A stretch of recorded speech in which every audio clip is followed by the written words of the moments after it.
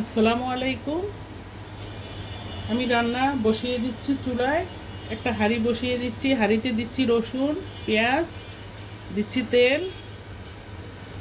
তেলের পরিমাণটা একটু বাড়িয়ে দিচ্ছি। আমি মিষ্টি কুমড় চিংড়ি মাছ দিয়ে রান্না হবে। নেড়ে চেড়ে দিচ্ছি।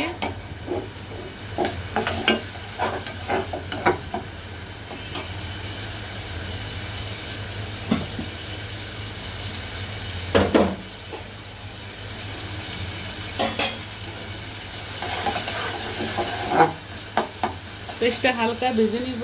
এখানে মিষ্টি কুমড়া কেটে ধুয়ে পরিষ্কার করে নিয়েছি। মিষ্টি কুমড় রান্না করব। চুলায় তেল, পেঁয়াজ, রসুন হালকা ভেজে নিতে আসি। এখন আমি আবার ওই আরেক চুলায় রান্না করব। এটা হচ্ছে সেই মাছ, কি বলে এটাকে, কি মাছ বলে যেন, চুলের ডাঁটি মাছ। এটা আমি এখন এই চুলায় বসিয়ে দিব, অন্য চুলায়।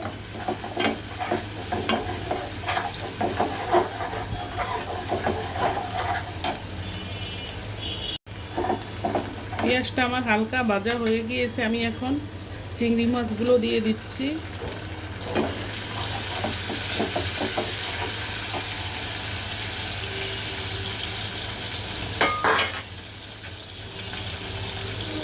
দিচ্ছি স্বাদ অনুযায়ী লবণ।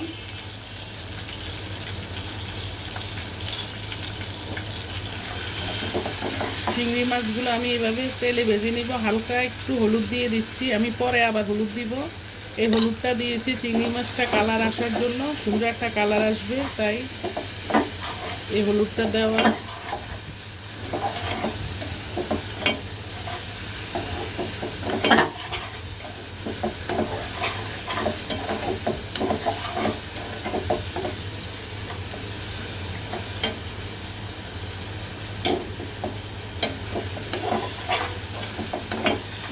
এভাবে আমি আরও কিছুক্ষণ ভেজে নিব। এখন এক এক করে মশলা দিয়ে দিব। আমি এখানে অলরেডি পেঁয়াজ আর রসুন দিয়েছি। এখন দিব একটু বাটা পেঁয়াজ দিব। আমি কাটা পেঁয়াজ দিয়েছি, এখন বাটা পেঁয়াজ দিব। দিচ্ছি একটু বাটা পেঁয়াজ।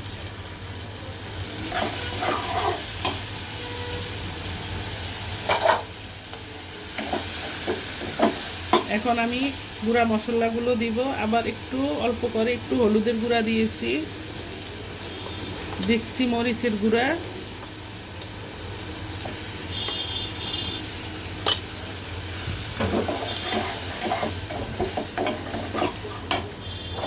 একটু পানি দিয়ে দিচ্ছি। এটা হচ্ছে চিংড়ি মাছ কেটে যে রেখেছি পানির ভিতরে, ওই পানিটা।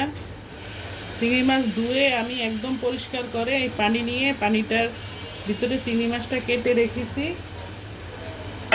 ওই পানিটাই দিয়ে দিচ্ছি। মানে চিংড়ি মাছের যে একটা জুস বের হচ্ছে, ওই জুসটা। এখন এইভাবে কষিয়ে নিব।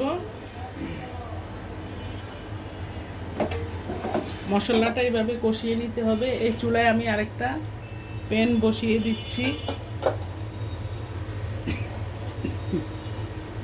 আমি রান্না করব মাছ, চুলের ডাঁটি মাছ। দিচ্ছি পেঁয়াজ বাটা,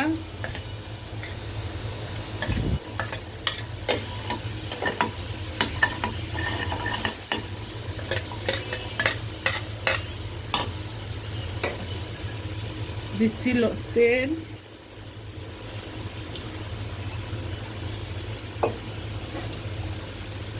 অল্প পরিমাণে লবণ দিচ্ছি।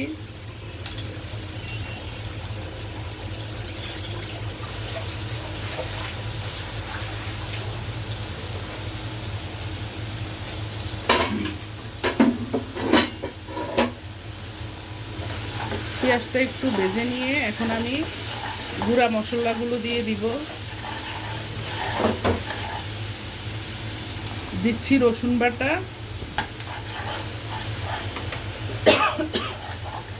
পেঁয়াজ বাটা, রসুন বাটা দিয়ে আমি কষিয়ে নিচ্ছি মশলাটা। এখন দিব হলুদের গুঁড়া, দিচ্ছি মরিচ,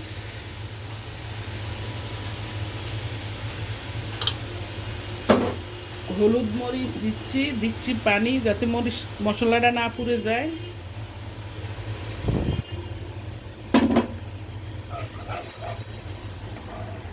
এই চুলায় আমার মশলাটা কষানো হয়ে গিয়েছে মিষ্টি কুমড়া রান্না করার জন্য। আমি এখন কুমড়া দিয়ে দিচ্ছি। কুমড়ার সাথে আমি 2টো তেজপাতা দিচ্ছি।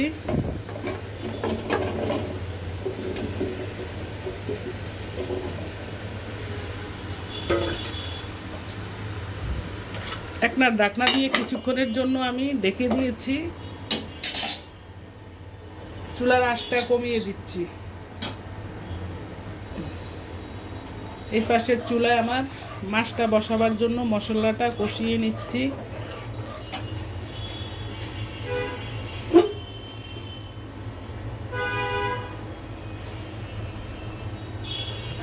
প্রিয় দর্শক, আপনাদের সাথে একটা কথা শেয়ার করব। সেটা হচ্ছে দুঃখের বিষয়। মানে আমি অত্যন্ত দুঃখ পেয়েছি। আমার চ্যানেলটা সাবস্ক্রাইব করেছে যার অনেকে, আপনার 76 জন। আমার চ্যানেলের বয়স 3 মাস হচ্ছে। আমি ঠিকমতো প্রথম ভিডিও চালাইনি, এখন তো রেগুলারই ভিডিও চালিয়ে যাচ্ছি। 76 জন সাবস্ক্রাইব ছিল। গতকালকে রাত্রে চ্যানেলে ঢুকে দেখি আমার প্রথম দেখি 75 জন, মানে একজন আনসাবস্ক্রাইব করিয়ে দিয়েছে। কিছুক্ষণ পরে আবার দেখি 72 জন। 76 জনের ভিতরে 72 জন, আর বাকি 4 জন আনসাবস্ক্রাইব করছে। কে করলো এই দুঃখের বিষয়, মানে খুব দুঃখিত আমি। সাবস্ক্রাইব করে দিয়ে আবার আনসাবস্ক্রাইব করে দিল, সেই জন্য অনেক দুঃখিত। কি বলবো ভেবে পাচ্ছি না, কি বলার আছে। দর্শক, আমার চ্যানেলটা সাথে থাকবেন, সাবস্ক্রাইব করবেন, বেল বাটনটি অন করে দিবেন, লাইক কমেন্ট শেয়ার করবেন বেশি বেশি, যাতে সবার কাছে পৌঁছে যায়। আপনাদের কাছে অনুরোধ। আর কারা কেন এরকম করলো, কিসের জন্য জানি না, আমার কোন দোষটা কোন অন্যায়টা তারা পেয়েছে, কমেন্ট বক্সে জানাবেন। আপনাদের কাছেও আমার অনুরোধ রইল, কিসের জন্য আনসাবস্ক্রাইব করলেন। দেখে আমি খুব, মানে অনেক কষ্ট পেয়েছি, অনেক দুঃখিত আমি।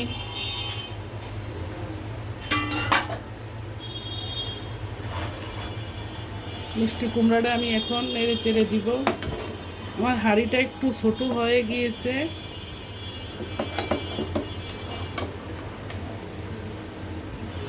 কেন করলেন ভেবেও পাচ্ছি না।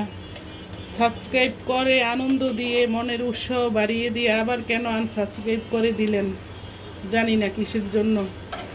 আমি অনেক দুঃখ পেয়েছি। মানে গতকালকে রাত্রে দেখে আমার মনটা ভীষণ খারাপ হয়ে গিয়েছে।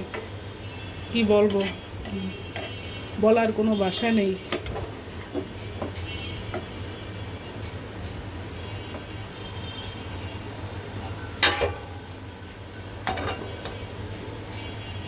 এই চুলায় আমি আবার মশলাটা কষিয়ে এখন মাছটা দিয়ে দিব। আমি একটু লেট করেই রান্না করতে এসেছি পাকের ঘরে। আমার হাজব্যান্ড কিছুক্ষণ আগে ফোন দিল যে আমি খাবার খেতে আসতেছি, খাবার কি রান্না করা হয়ে গিয়েছে। তাড়াতাড়ি শুনে আমি এখন বাজে 2টো, দুপুর 2টো বাজে। আমি তাড়াহুড়া করে কিচেনে চলে আসলাম।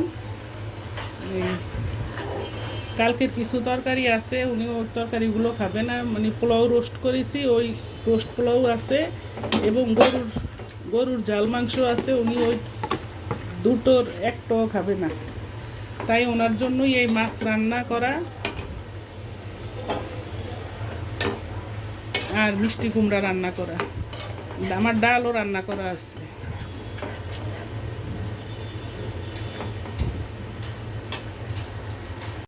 আমি মাছে ঝোলের জন্য পানি দিয়েছি, মাছটা কষিয়ে নিয়ে। এখন মাছটা কিছুক্ষণের জন্য ঢাকা দিয়ে ঢেকে রান্না করে নিব।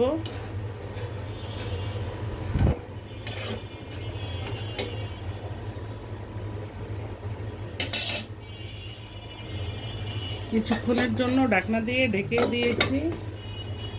আমার সাথে মাছের ভিতরে অনেক ডিম, এগুলো হচ্ছে এই মাছের ডিম। মাছের ডিমগুলো আমি কিছুক্ষণ পরে দিব, এখনই দিব না, আরও কিছুক্ষণ পরে দিব। মাছটা আরও কিছুক্ষণ রান্না করে নিয়ে তারপর ডিমটা দিব।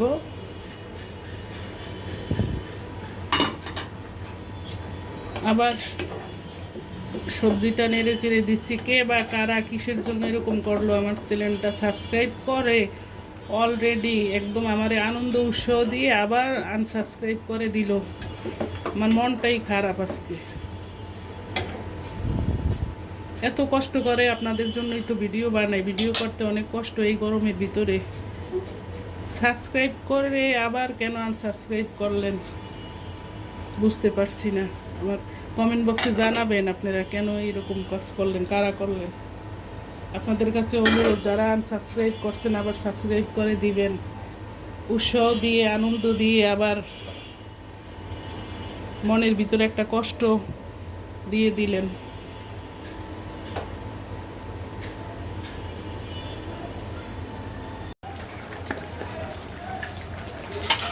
আমার মিষ্টি কুমড়াটা প্রায় হয়ে আসছে। আমি এই পর্যায়ে এসে একটু জিরার গুঁড়া দিয়ে দিচ্ছি।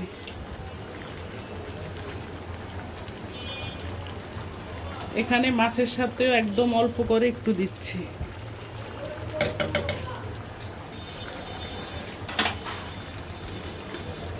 আমি এখানে একবারে তেলে গুঁড়া করে জিরা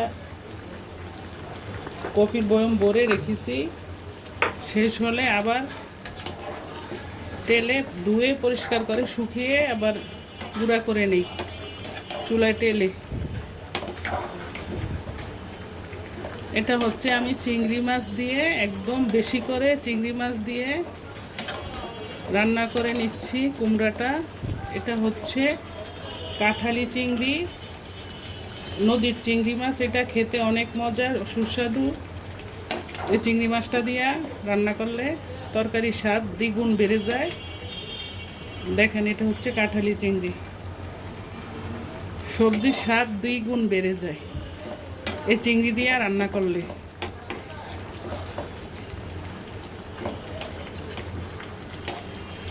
আরও কিছুক্ষণের জন্য আমি ঢাকনা দিয়ে ঢেকে দিচ্ছি। কিছুক্ষণ পরে ফিরে আসছি। এই চুলায় আমার মাছটাও প্রায় হয়ে গিয়েছে। মাছের ভিতরে যে ডিম হচ্ছে, অনেক বড় ডিম। দেখেন, এটা নদীর মাছ, ভিতরে অনেক বড় ডিম হয়েছে। ডিমগুলো আমি মাছের সাথে দিয়ে দিচ্ছি।